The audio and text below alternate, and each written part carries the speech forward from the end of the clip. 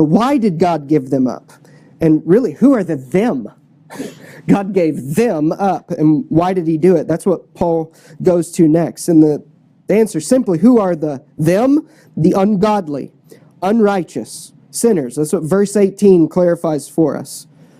The ungodly and unrighteous. Just what we would say, sinners. And why did God give them up? Look at verse 25. There's the word because.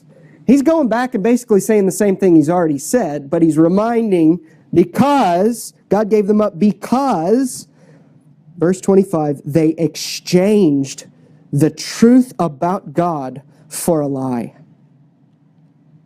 Because they exchanged the truth about God for a lie. Exchanged is a great translation of that word. It literally means you have one thing and you give it away so that you can get something else and bring it and hold on to it. Just like we think of you exchange something in the store. I got this, don't want it. Take it, give it to you, and I want something else. But look at what he says. They exchanged what? The truth for a lie. No, he doesn't say it in the abstract. They exchanged the truth in general for a lie in general. They exchanged the truth about God for a lie. That word truth, the Greek word that's translated truth, it means objective fact, objective reality. It doesn't mean what's true for you is true for you, what's true for me is true for me. Like, I like Greek yogurt. That's true. Greek yogurt is good. I'm saying that, and you go, I don't think it's good. So it's true for you, Greek yogurt's good, but it's not true for me, Greek yogurt's good. No, he's not talking about that. Not about subjective tastes or preferences. He's talking about objective fact, objective reality. God gave them up because they exchanged the truth about God for a pseudos, for a lie. Pseudos. It's where we get our word pseudo, which means fake. It doesn't really just mean lie. It doesn't mean an untruth as much as it means something that is just false. It's a false representation of a true thing.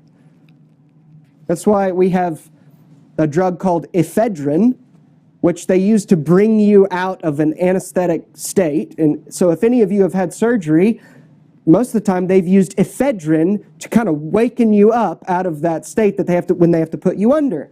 And then we also have pseudoephedrine, which, you know, if you're like me and you battle with sinus infections all year, you have to take that from time to time because pseudoephedrine is kind of a fake version of ephedrine, because ephedrine is very serious and you don't want to use that. So they use a fake thing to try to open up your sinuses.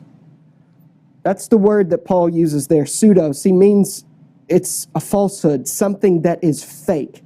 It's not just this is true and this is a lie. It's more like they exchanged the truth of God, the objective reality that God exists, that God created us, that God demands by his existence worship and service from those he's created. They've exchanged that truth for a fake truth. For creatures worshiping and serving created things. They exchanged the truth about God for a lie. So what do we learn there? Friends, I want you to notice that he doesn't just say, well, they don't bow to the truth about God, they bow to a lie. He says, they did it. They exchanged the truth about God for a lie. That means that those who refuse to honor God or give thanks to him, which is all of us outside of God's rescuing grace.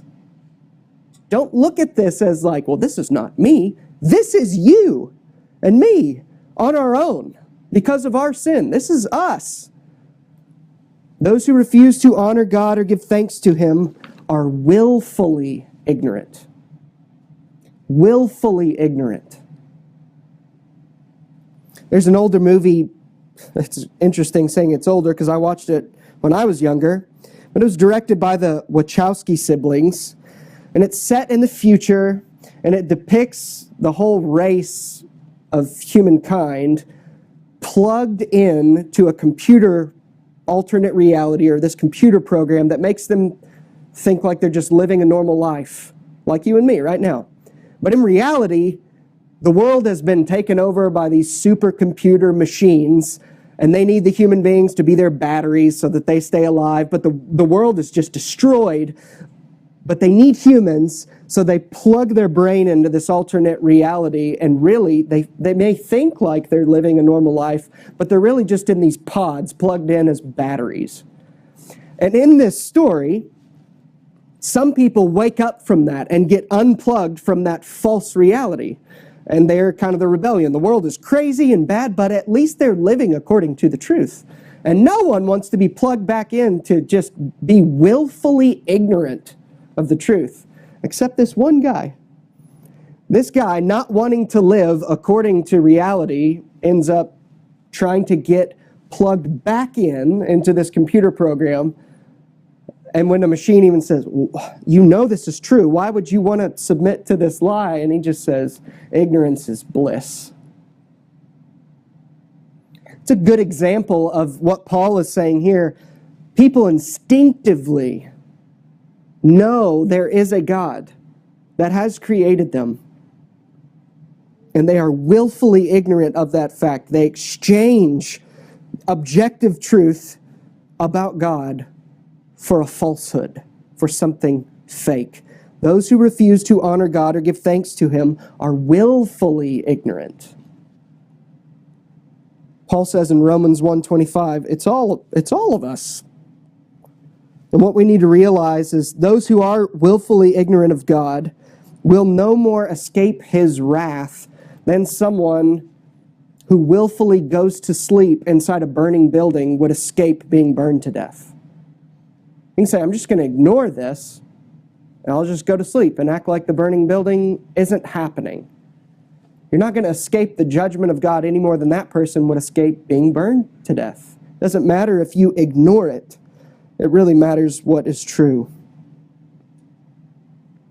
Isn't this an offensive passage? Paul just lays it all and removes all of our excuses.